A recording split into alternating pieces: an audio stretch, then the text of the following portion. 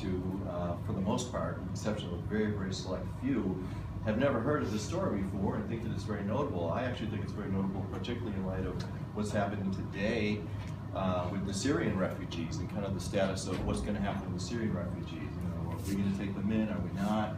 Well, this story goes back to 1938, and I'll get into more details. The Avion Conference, where it was a gathering of nations to discuss this very thing, a refugee challenge, albeit there was nothing other than regular citizens looking for a place to go that were forced out of their homes by the Nazis. But so in light of all this, I've created a nonprofit foundation. I'm not here to solicit donations at all in any way, as opposed to, again, raising awareness of this story.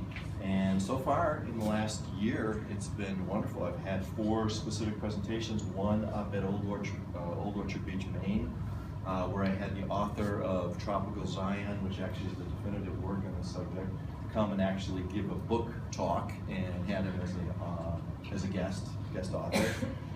And then that was followed by a little bit earlier this year at the Kehileth Israel Temple in downtown Boston, where I was able to have the filmmakers of Sosua Make a Better World, and again, I'll get into this. Sosua is actually a city in the Dominican Republic, come and actually showcase and have a Boston viewing of their film. The filmmakers are actually from Boston, and they never had a film showing, so that was really great timing as well. And then most recently, in the last 2 months, at the Vilna show, also gave this exact same presentation on the subject. So everyone kind of likes to know, how did you get to this point? So this is actually my little tagline, Sosua, to, by way of a little bit of geography.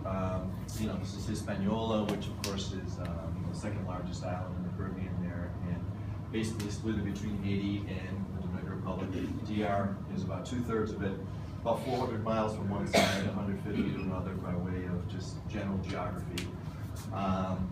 And I kind of feel like, in light of all that I've been doing, I should be hired by the Tourism Bureau of the Dominican Republic for all that I've done. But yeah, of course, they're pretty much known for this, beaches, for bachata music, as possible. So if you guys have any questions whatsoever along the way, please feel free to ask. As I said, the Holocaust has one day. This will be a whole semester on just this alone. So anyway, this is as a result of going to the DR winning the World Baseball Classic. I actually, as a collector, baseball collector and former player, was able to purchase the game-used first base from the World Baseball Classic Championship game.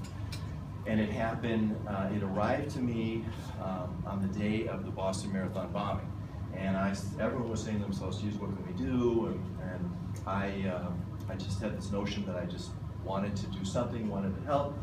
So playing formally with the Red Sox as well, I called up the Red Sox and said, hey, I have this base. It's something that has a lot of notoriety in the DR. I'd like to give it to the country, and specifically give it to the Red Sox.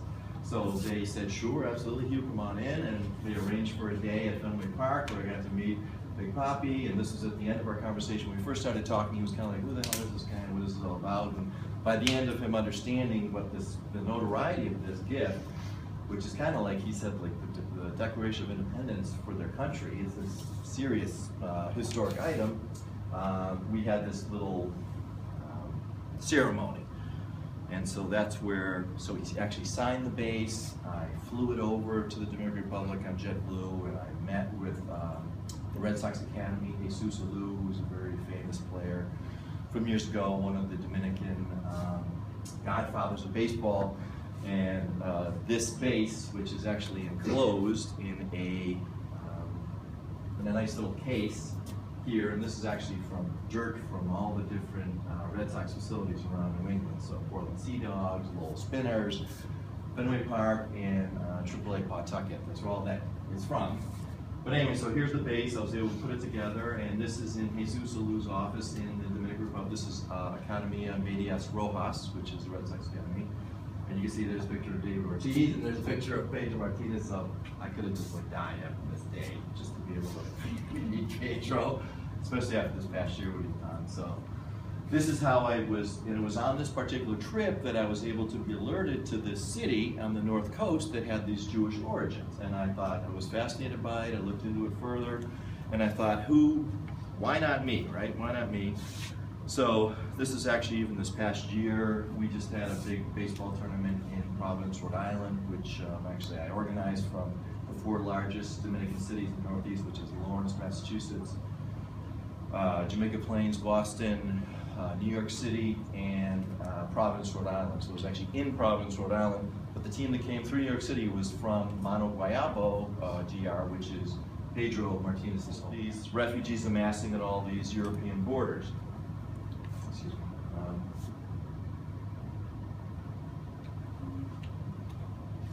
So anyway, at this hotel, in 1938, this conference was convened of 32 different nations, many popular ones, the United States, France, Italy, all the big countries. And the question was, okay, can we discuss what we can do with the issue and who will be willing, what country will be willing to take in the Jews? And again, these were folks who were businessmen coming from city areas, and so after, I think it was 8 or 9 days of debate on the subject, the only country at that conference that agreed to allow the Jews in to immigrate was the Dominican Republic.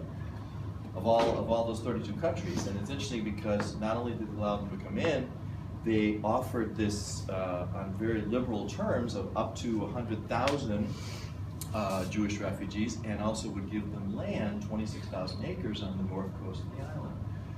And the provision was that they would become farmers. They would come from a city environment, and where it's almost like a Gilligan's Island, which is, I know, way past you guys, but I watch that all the time. It's a Gilligan's Island story where basically folks are just dropped into a tropical paradise and make do. So anyway, Can I stop you for you one sure second? And very contemporary issues which still resonate today.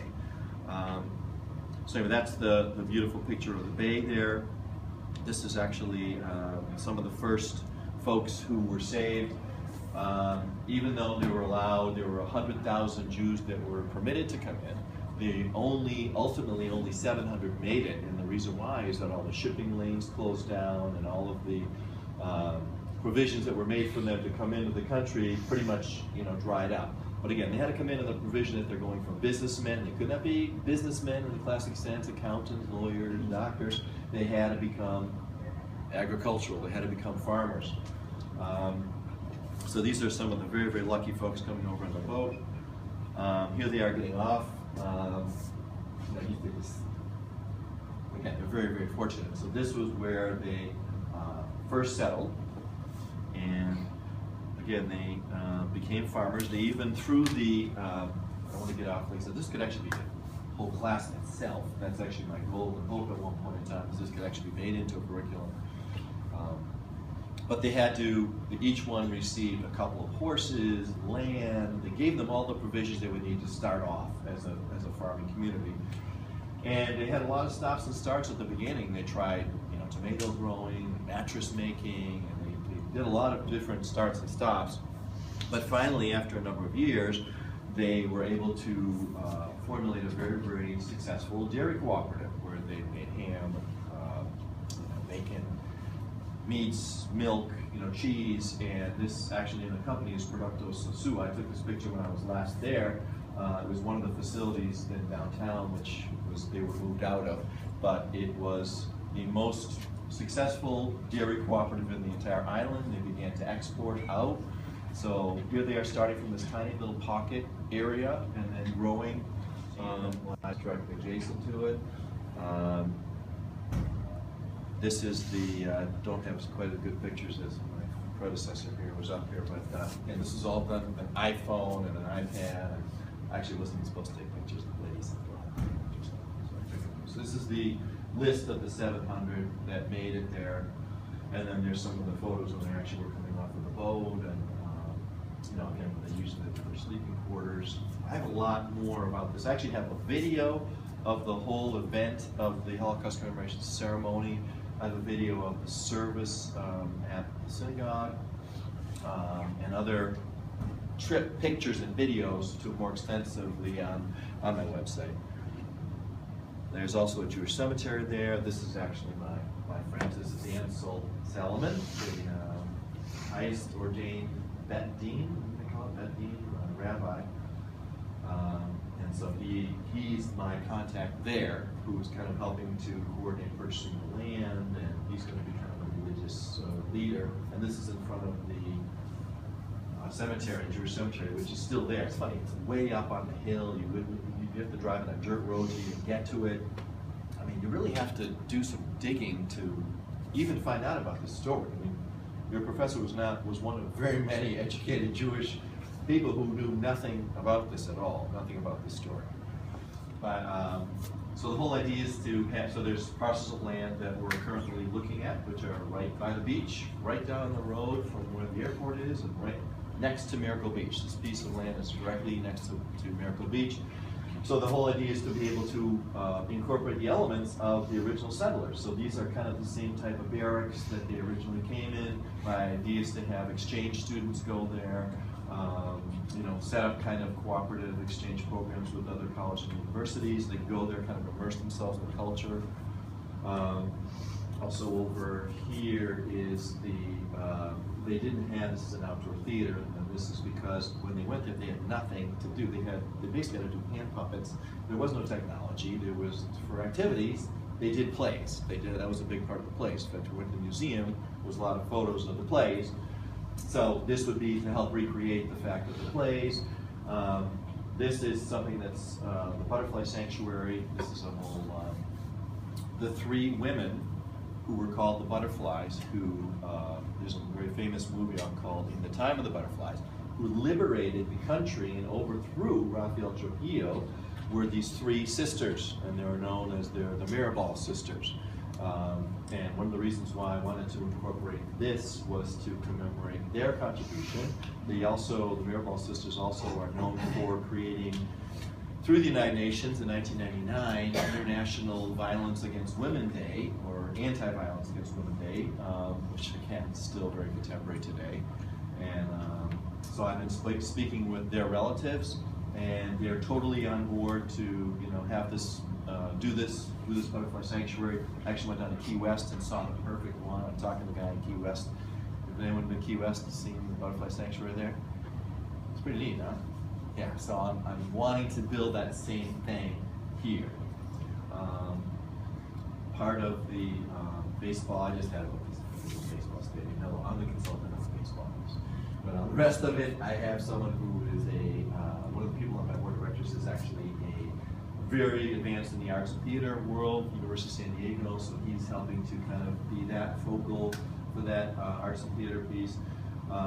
The other piece, which I didn't put in, you can barely see here, the picture didn't cover, was the farm itself. So the whole idea is to have another organic farm there, similar to what the original settlers did, and be able to have that be a working, sustainable, organic farm where people can live, work, employ the local community, teach other local farmers about organic farming, and of course that would absolutely commemorate what the original folks did.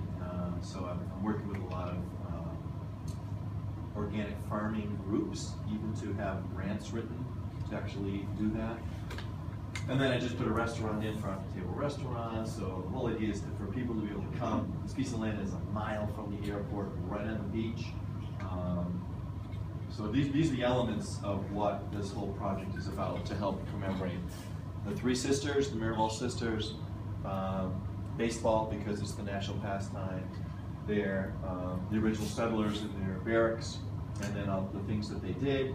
And so far, in 1 year's time since forming this, it's been pretty fun. This is actually the piece of land right here. It's right, so if you look a little further down, that Miracle Beach is right there.